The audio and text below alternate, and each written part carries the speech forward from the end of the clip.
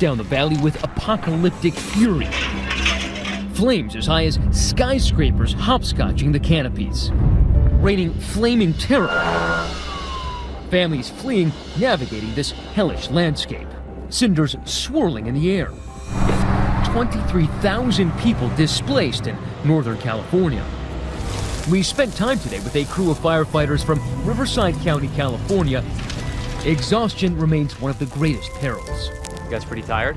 We're getting there. Yeah, all of our resources have been going at it for about a month and a half. Like others out here, selective about what they could save.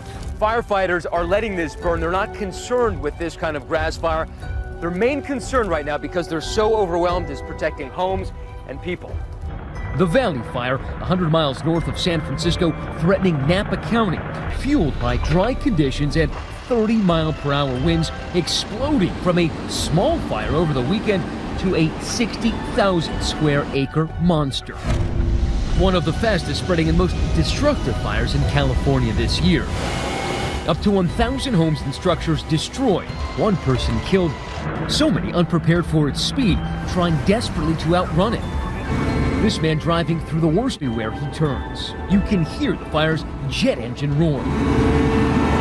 Did what they could. These guys are very limited on resources. Every engine has got multiple structures to try and protect it. Now, scorched earth. This is what one house looked like before the blaze.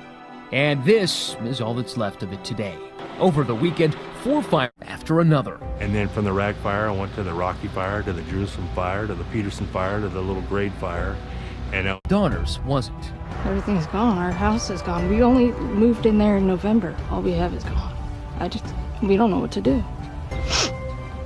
It's just devastating. Still, tonight, her father is going back to the fire.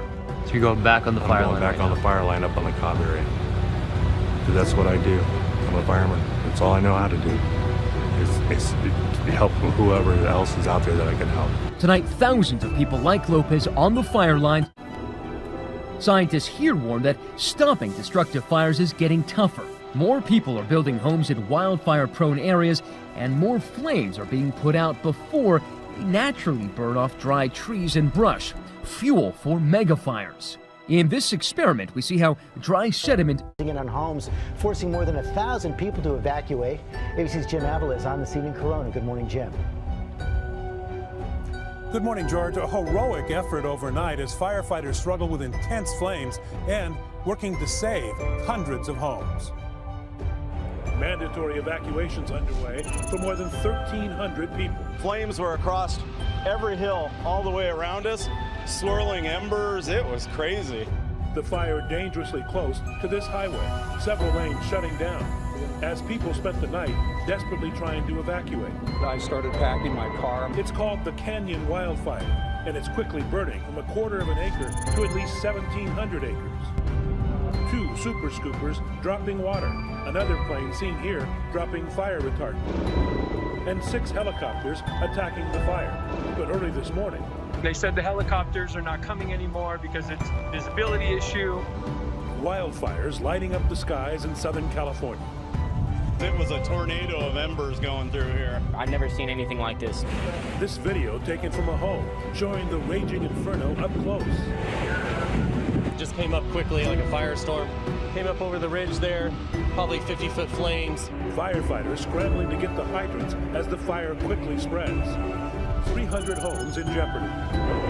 Whipping wildfire winds, making for an incredibly dangerous situation.